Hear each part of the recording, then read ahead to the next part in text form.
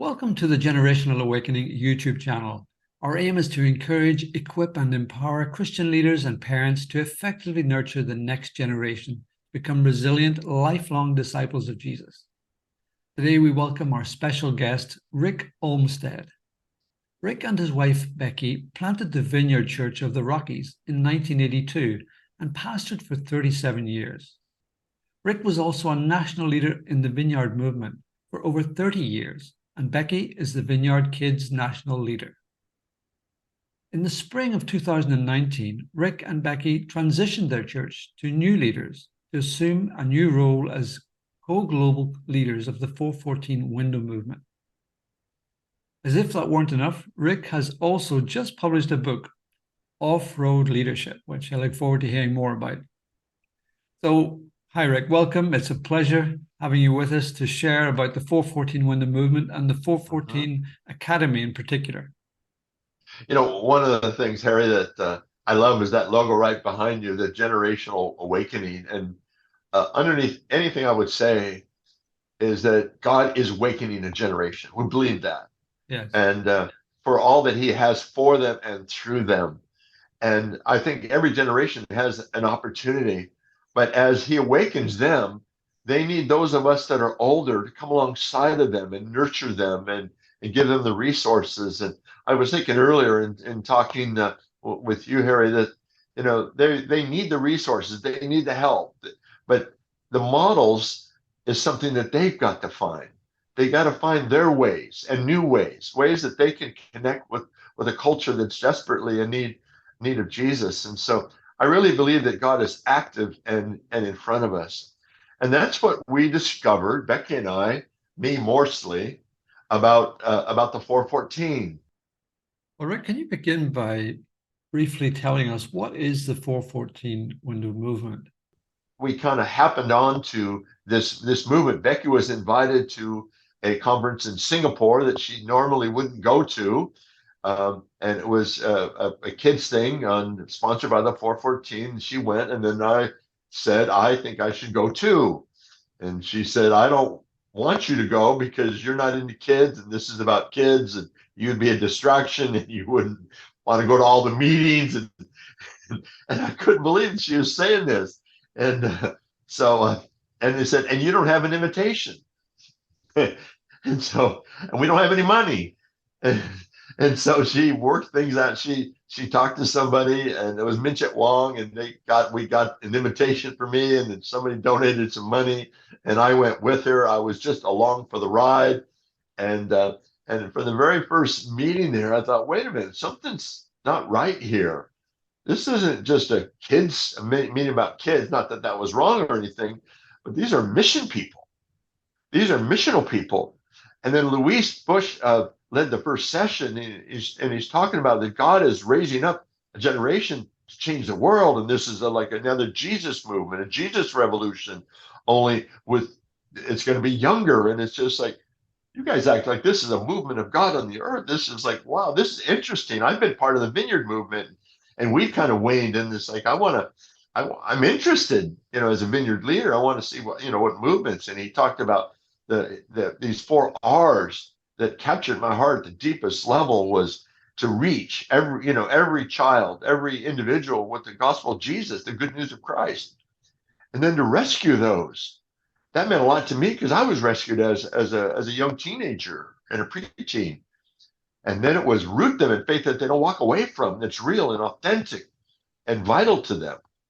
And then the fourth one was the coup de grace, to release them. And I was going crazy inside. It's like, I give my life to this. This is I couldn't believe what I was hearing.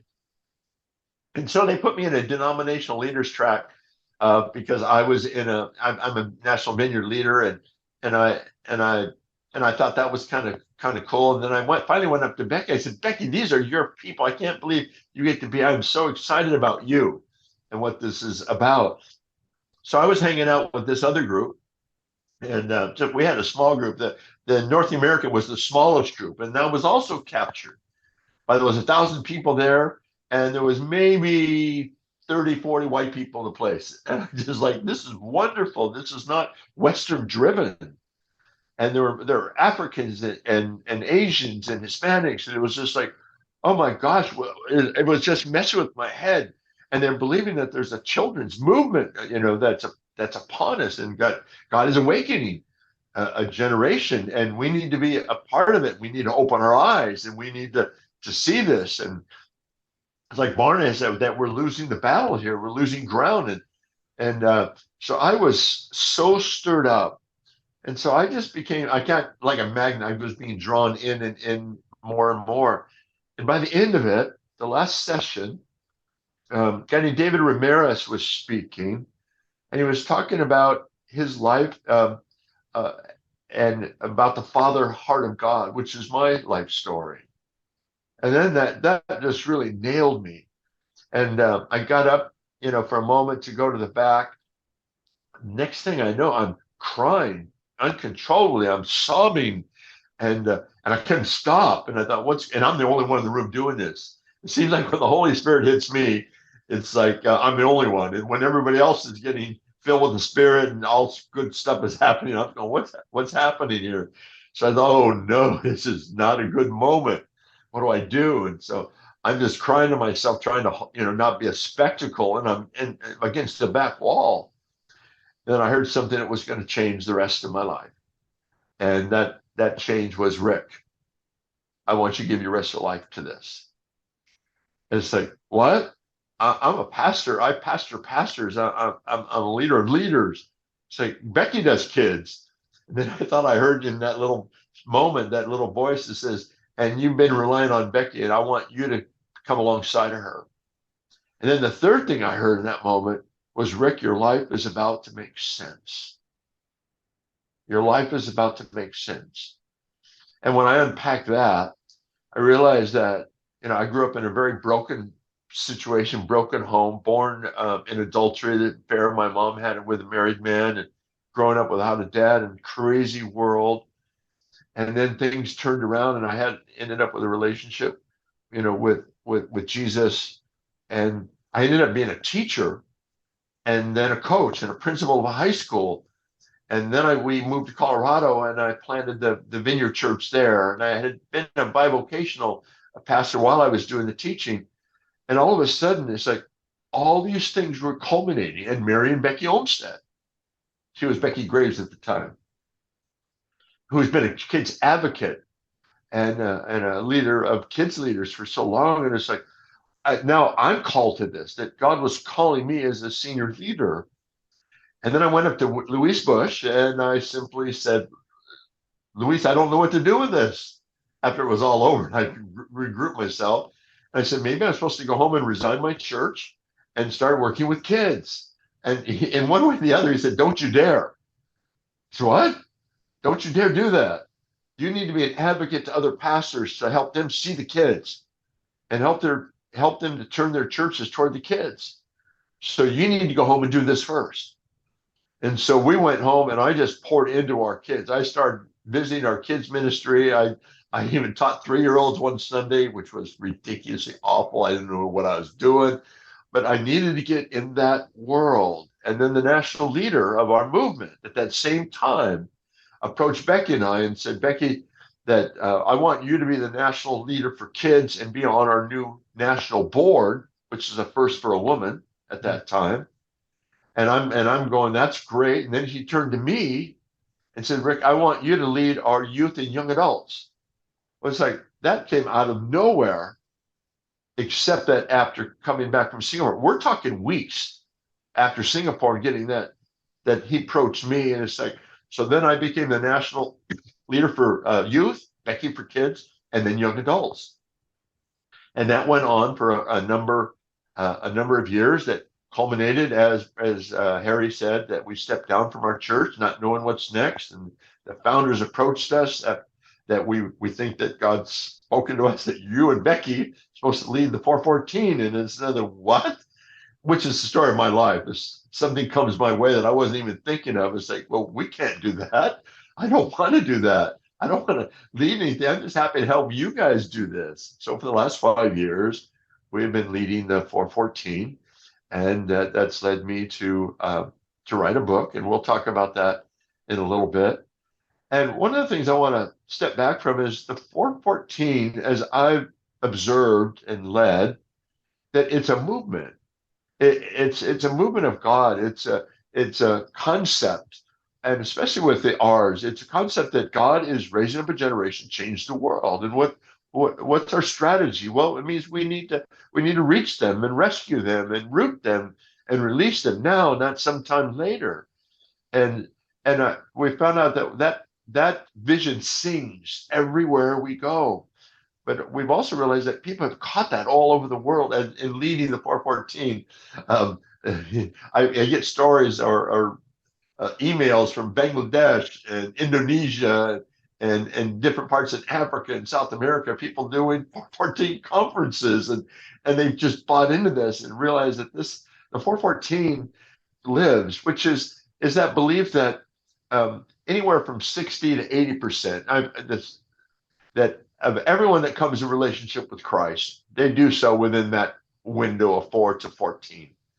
And it's proven out to be true. Then why don't we give ourselves more to that? Why don't we focus on that generation of 414? Some expand it to 4 to 20 or whatever it is. It's like, it just makes sense. And so the 414 is that age demographic when people are most receptive to the gospel. And so, and that's the window. And so that is what we focused on. But within that window, we recognize that there's things that need to happen. There's training that needs to take place. And we came to the conclusion that we need new models, that we need new training, and we need resources, and we need vision for pastors and churches to take hold of this. And that resources really kind of came to the top because everywhere we went, people are saying, "Well, we don't know where to start. Do you have any resources?" And the answer was no. And through our partnership with One Hope, excuse me, with One Hope out of Florida, that we together established and created the 414 Academy, which we are so excited about because it gives us a tangible offering that we can give to young leaders and pastors and children's workers and offer them training and help. And we realize that there's very little training. Harry, there's very little training for kids leaders. There's training for pastors and other things, but there's not much out there for kids leaders and help to them. And now we have a myriad of courses that are written by people from all over the globe, from different cultures, and people are signing up and taking that, and they're getting certificates. And one of the things I love about 414 Academy is that a local denomination or local church can actually have their people go through it, and it's free for people to take on top of it. It's not a charge, and that's one of the few of a kind. But when it leads to a certificate, that local church can put the 414 brand on it, or they can put their own, or they can put their both, because we want the local church to be the winner and the hero in all of this. And so it's available out there, and I encourage you to take advantage of it. And we just launched a new course that my wife Becky and her team put together. And I encourage you to visit the site and train your leaders. But the models, we need some new models. We need some new ways of doing everything, and it's not capitulating to culture like a lot of people are afraid of. Sometimes we're afraid that what's strong in the culture is to be automatically avoided by us, and some things are to be avoided. There's things in the culture that are unhealthy, and some are horrific. They're horrible things that are destroying the lives of our kids. But at the same time, we need to have a way, I think, to speak into that culture instead of just building a wall between us and the culture. But how do we prepare our kids to engage that culture? When we pull our kids away, then all of a sudden when they hit that 18, 19, 20, and they're out there, that they haven't been trained how to engage that world. That world's like, oh my gosh, what is this? Because maybe we've insulated them too much. Just a little soapbox of mine. But I think we need to prepare our kids and our discipling of them to engage the world around them in healthy, effective ways, and not judgmental and critical and and those kinds of attitudes that so much of the church has, that we see the world and the culture around us. I've always felt that we should be a refuge for the world, not from the world. For the world to come to us, not a refuge from it, to keep us from all the horrible things out there. But that's, I didn't grow up in the church, and that was always, when I met the church, there was no bridges. There were not many bridges to help me get in, because they didn't think about people like me from the outside that didn't understand the church world. And so I'm hoping that we can raise up some young leaders. And one of the other things, Harry, that you and I talked about is Becky and I also lead a nonprofit called Generation Now. And that's an important expression to me and to us, because we hear over and over again, and it's common and it fits, the next generation. We're raising up, we need to raise up the next generation, raise up the next generation. And we do in terms of a next generation of adult leaders. That's exactly what we're doing. But when we use next generation language, I'm not sure it's all that helpful, because the message I've discovered to a younger person, say a middle schooler, a teen or preteen, or a teen or high schooler, is the message we continue to send to them is, when we use next gen language, is your day is never today. Your day is never today. It's always tomorrow. And then tomorrow sometimes doesn't come. And then we wake up and wonder what happened, because the message we've sent is it's always tomorrow and never right now. And I think we need to change that narrative. I think we need to, and the now generation, is just to say, it's now. Your day is now. If you're a 10-year-old, it's now. If it's 16, it's now. If it's a 7-year-old, it's now. And what can a 7-year-old do? What does a 7-year-old need to be a 7-year-old and among their in their world of 7 and 8-year-olds? I met with some middle schoolers once in our church, and I said, every one of you is a leader. And I had 2 or 3 immediately said, that's just not true. I am not a leader. And what they were saying is, I'm not a leader among my peers in my school. I'm not a leader. And I said, well, let me propose something to you. If you gathered people in your neighborhood, say they were 10 years old, they were probably 13-ish in the group. And if you met with some 10-year-olds, I bet they would love for you to be their leader. I think you would be an all-star to them. And so I said, all of us can be a leader in some way to someone younger. And it's not leading in your peer group or in the big scheme of things, but we can lead, we can initiate, we can influence in that particular group. And to think about it, if you're training a 7-year-old to think of him or herself as a leader, or 10-year-old or 12-year-old, you're building something in them to be a leader and an influencer in their generation. And so when they think of the world around them, they're not thinking about surviving. They're thinking, I want to make a difference, which is what I believe young people are asking for. They want to make a difference. If somebody can believe in them, see in them. And I would say to all of us, and I'm probably speaking to those of you that already believe all this, but we need to see more in them than they can see in themselves sometimes. We can undervalue them. I did a seminar for young adult leaders once, and I was talking about this whole idea of passing off the baton and things. And one of the questions that came back, or statements, is this: what makes you think that we want to inherit what you created? It's like, what? Throw that one by me one more time.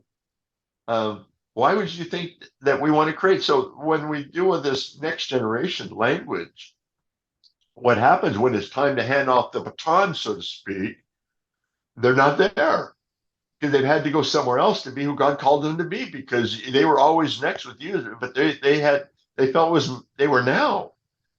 And then the ones that stayed behind, when we hand it to them, That's when they say, what do you think? What makes you think that we want to hear it? And so I had this intergenerational thought. What if we create the future together with our young leaders? What if we listen to them? I remember talking to another group of leaders, pastors who had some younger leaders included in this gathering. And they thought they were doing a wonderful thing, and they probably were. But you know what I discovered? They didn't ask them for any input. Those young leaders were there to glean from the older leaders, and that's great. But the older leaders had no idea that maybe we need to listen to them. Maybe they have something to say to us that can help us with what we're doing in this whole thing. And it was just like, wow, I hadn't really thought of it like that. But it's like, it's again, we want you to be around us so you can learn from us. But the game changer might be when we look them in the eye and say, what do you see? What's I in think you? that's so important, Rick, because it's really giving them the opportunity to contribute to how how God is seeing things, because He Yeah, entrusts them to see things which we, as you say, as older leaders, don't see. So we need to be sufficiently humble to take a role where we're not the sage on the stage, as somebody would say, but we are the guide by the side. So we come alongside each other with them, and we're yeah, we're learning together, but we're doing a lot more listening than we are talking, and saying, well, what has God sown in their hearts in terms of vision and how to yeah, use their gifts, and the way that young people communicate today with their peers? What ways can they share what they're yeah, experiencing with Jesus and sharing the love of Jesus with their friends? yeah. You know, there's a saying, Harry, I'm sure you've heard it, that children are a blank slate to write on. And Becky came to me one day and said, that's totally not true. That's absolutely not true. They're not a blank slate. They're a book to be read. And when you put that in your brain, they're not something that you write on what you think they should be and what you want to pour into them, but instead they're a book to be read. Who are they? Mm. What are they? What are their gifts? What are their talents? What are their callings? What is their personality? What they say, and then breathe on that and pour into their lives. And it again, it's one of those subtle things that that we say. Blank slate is like, no, they're not a blank slate. They're human beings. They're young. They're young humans to be discovered. And I never had anybody looking that to me. Can you imagine uh, that young teenager or that is in a group and ask a question? What do they think? And then maybe something that they said actually got implemented. That somebody said, I never thought of that before. That's a great idea. Can you imagine how that young person's life is going to be changed forever? And it's like, can you believe that? That was my idea. It's like they listened to me. They asked me not. It's like I can't believe I was there, and they asked me, and then they listened to me. It's like, oh my gosh, what if that became the norm? And it's letting them be kids, and not trying to force them into the adult world that we live in, but it's engaging them where they are at. And the 414 has really helped nurture that in me. And even when I think about a 4-year-old, my wife, she even had an encounter with Jesus at 5. And when she first told me that, I said, sure you did. That's nice that you think that. I'm sure you had something going on. But when that happened, it was real with her. And she said when she asked Jesus into her heart, she felt, something from the top of her head to the bottom of her feet just go right through her body. And she walked with Jesus all her life. And it's just like, and because I had this idea, another a little pet peeve here, that you had to understand it to engage it. In other words, if I don't understand it, then I can't really, be a Christian until a certain age. That age of accountability, we have all those kinds of things. And I thought, well, Becky didn't know everything at 5, and yet Jesus met her, and she experienced the living God at 5 years old. And then I thought, wait a minute, the litmus test of evangelicals. Do you believe Jesus, Son of God? Do you believe the Bible? Do you believe? And, it's like, okay, now you can give your life to Christ. Well, when I met Jesus, I didn't grow up in the church, and I'm not going to tell my story now, but it was through the dare of a Jewish man who was beat up by his brothers, divorced by his wife, and they did a funeral for him, and he shared a story with me, the power story. And at the end of that story, he asked me to pray a prayer. God, if there's a God, Jesus is your son. You have a plan for my life. Tell me. And I said, I don't know how to pray. I don't want to pray. But then I said to Abe Schneider was his name, who became Christian at 40, a completed Jew, he said. I said, but because of your story, it's emotional when I said this, because of your story, I'll pray that prayer one time, but not now. So I was working my way through college as a custodian. I called myself a maintenance engineer. And I finished my work early, got in my broom closet, and I did that weird moment. God, if there's a God and Jesus is your son and you got a plan for my life, show me, because I don't believe it. And I said, and I'm not going to fake it like I see Christians around me do, because I'd never met a Christian that was really seemed connected to this thing. And so I prayed it, nothing happened, and I'm good.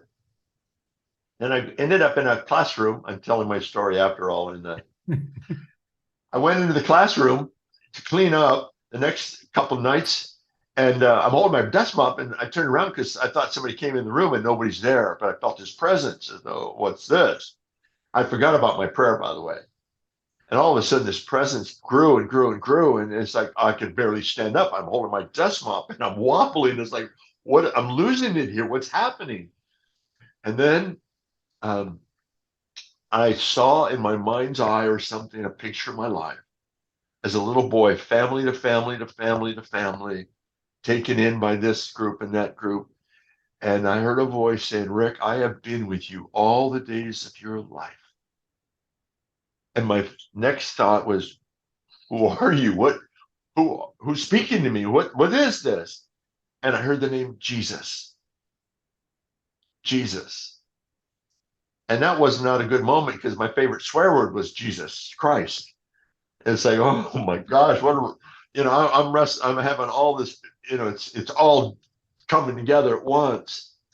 And I gave my life to Christ that night. I never swore in his name or swore again that night. I didn't know that was a call to ministry, not just a call to him. But what I want to say about all that, I didn't know one Bible verse.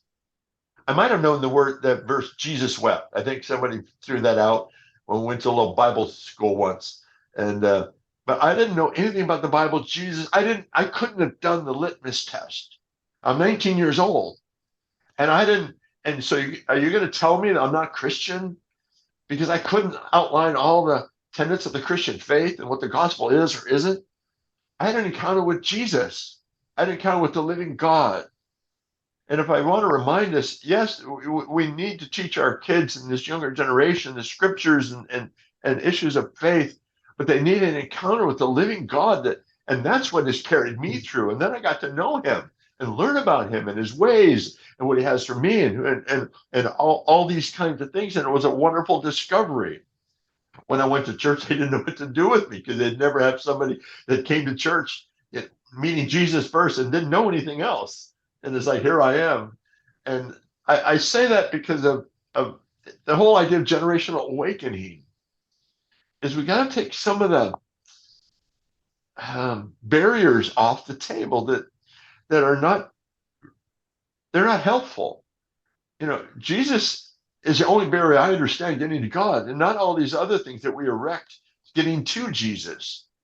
Acts 15, the Council of Jerusalem was, they had a big, to do about this whole thing. They said, let's not make it hard for those who are coming to Christ. And speaking of the Gentiles and their evil, crazy ways and beliefs and practices, let's not do this to them. So I think maybe we need to think that for the younger generation as well. Yeah. So other than that, I don't have any strong feelings about any of this.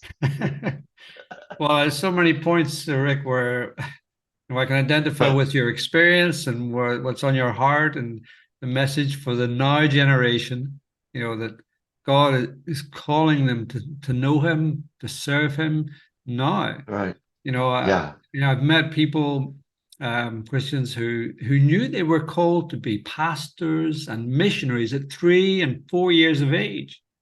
Ah, It's something just that God just gives them that awareness that this is they are loved and he has a purpose for their life, and that they have gone on just to really just walk with Jesus, and step by step they learn to recognize his voice, they learn to follow him, as Jesus said, my sheep hear my yeah. voice and they follow me.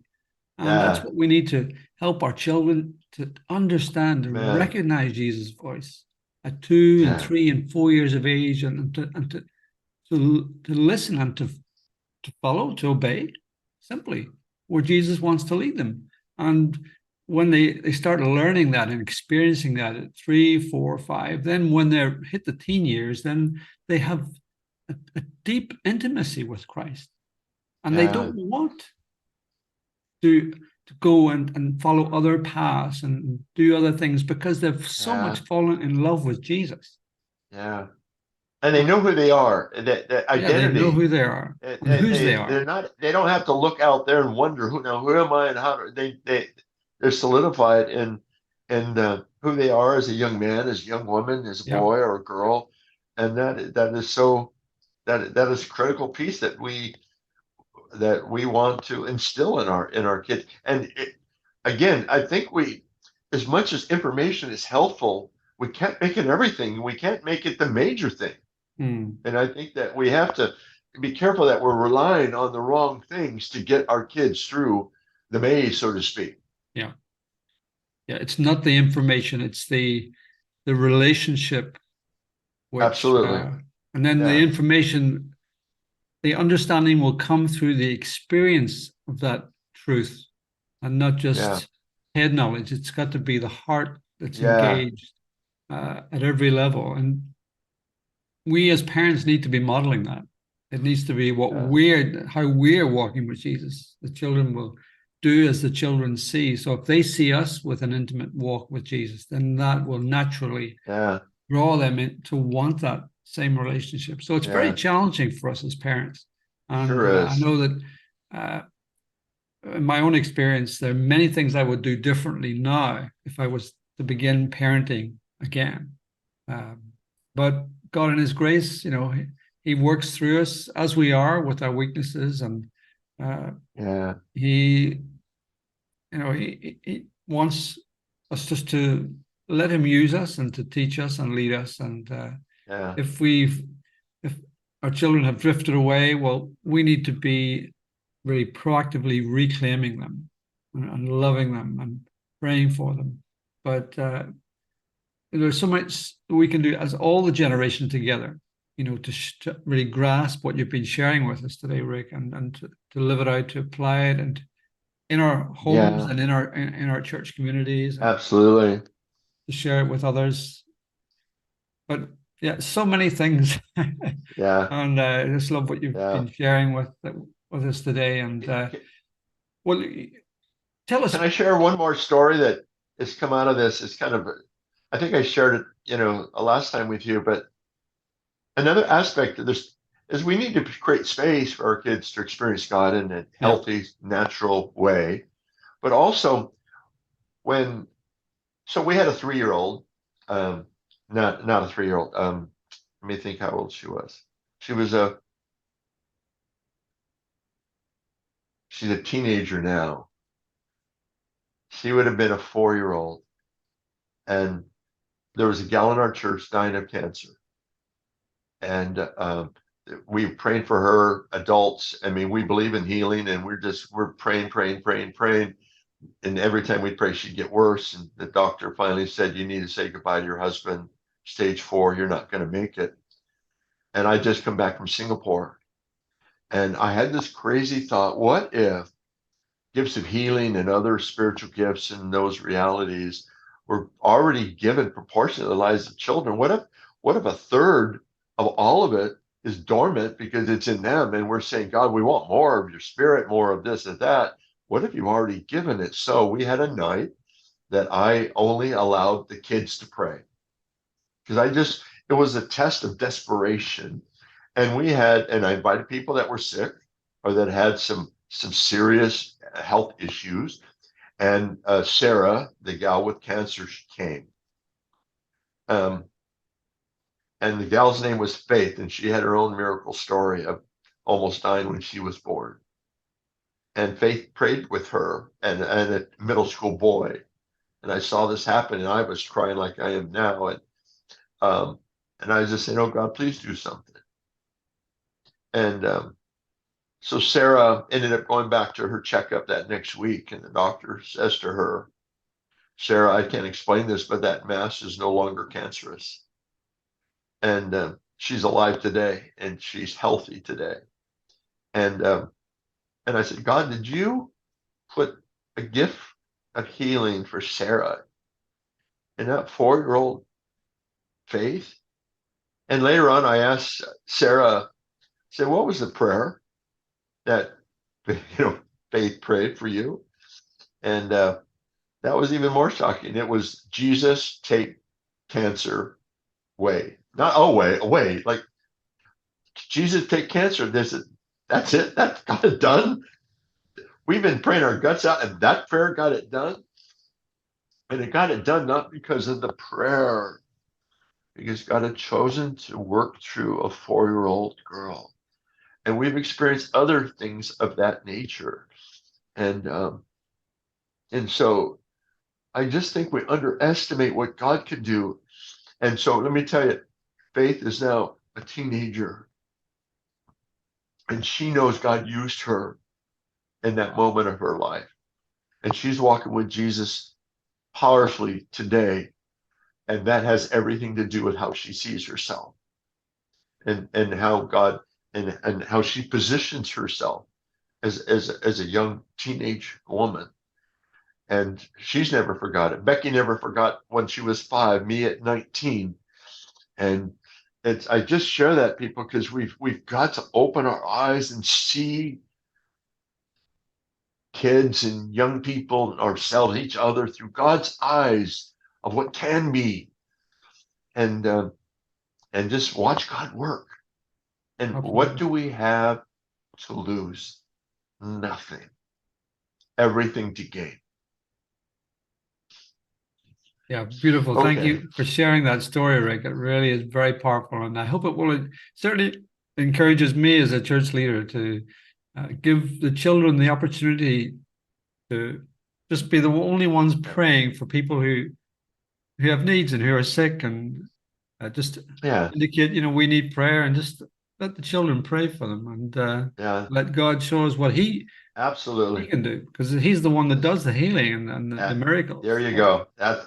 And he can do whoever he wants to do it through. Yeah, whoever He we've seen wants. others. We've seen others from that. So I haven't seen any recently, and I say that to keep it honest. We've seen a number of healings through young kids, but not for a while. It's like, but when's the last time we really welcomed the kids in? Because I'm Mm. not pastoring a church right now, so it's a little more challenging. But when you see a child light up because they know they're hearing God or they're being used by God, it's crazy good for them Yeah, and for us. absolutely. Well, Rick, time is racing on, but we All mentioned right. your book. Can you just give us the title and sort of Yeah, I have it subtitle of here. that? It's called Off-Road Leadership. It's it's a book that came out of another time where I let a young leader speak to me, a 23-year-old I was mentoring. And at the end of the session, he asked me a question, personal. It's like, anyway, the question was, what would you say to yourself if you could when you were 23? His name is Jared. It's like, what? What are you doing? You're messing with me. What I say? And I immediately knew something because at 23, I just graduated college. My mom abandoned my 2 brothers. They came to live with me. And I was doing ministry in a small town that had taken me in. I wanted to get back to it. And what I would say to Rick, give your best to them, not your ministry, which I did not do. What else would I say to me, a young Rick who had no mentor? And so the whole book ends up being what would I say to somebody? What would I say to me, to a Rick that didn't have a mentor? And things like never be ashamed of your story, embrace your limp, strive to be a leader worth following, lead from the inside out, keep short accounts, lead without power, and a number of other things. And the book title, Off Road, is encouraging young leaders to find new paths, new models, new ways. And people that I call myself an OG, the old guard, the old guys, the original gangsters, as the young people, call it, and that we come alongside of them. So the book is really encouraging that young leader. It's to young leaders and those who mentor them. So it's a book to use for older leaders that want to mentor a younger leader, but it's also directed right to a young leader, not about them, but to them. And so I'm excited about it. I share some of the story I told you just now, and the good, the bad, and the ugly of ministry, the reality of what it means to follow Jesus in light of the ministry journey. And because I'm really hoping to stop the bleeding. Um, and so many of our young people and young leaders exiting the church want to stop that. So we need some of our younger leaders to find some new paths for us, and maybe to go off road and not feel scorned by us, but blessed by us. And I've encouraged the young leaders to bless us as they go. And I also said, and take some of us with you, because you need us. And so that, in a heartbeat, that is it's just been out for like a month. And I just want to give it to young leaders to say, we see you, we're for you, and we want to be there for you in any way you can. And it was that young 23-year-old that kind of catalyzed the whole book. Again, listening to the younger leader, letting them speak back to us. Anyway. Yeah. Thanks, Harry. Wonderful, Rick. Wonderful. Well, our viewers, you've heard, got the book title, and it's on Amazon, so check it out. I will be checking it out myself and getting a copy, and I encourage you to do so as well. The Lord has been sharing so much with us through you, Rick, today. So thank you for all you've been sharing with us. And the 414 Academy website. Can you just give us the website address, or you can go to our website. It was 414movement.com.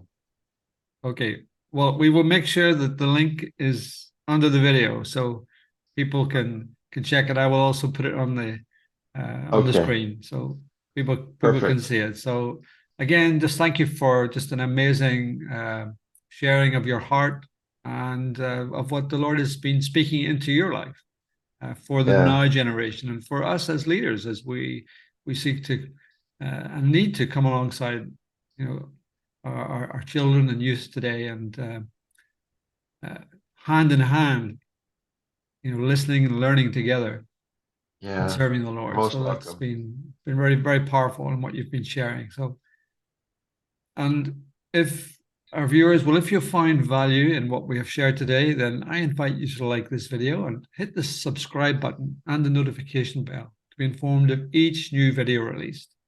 Let us know in the comments below what you have found helpful or encouraging, and any questions you may have. Then share the link with friends and churches who would also be helped and inspired. And together, let's impact many more lives for good across all the generations. So thank you again for joining us today. Be blessed, and let's keep multiplying the blessing to others. Bye for now. Bye from me, and bye from Rick. Goodbye. God bless.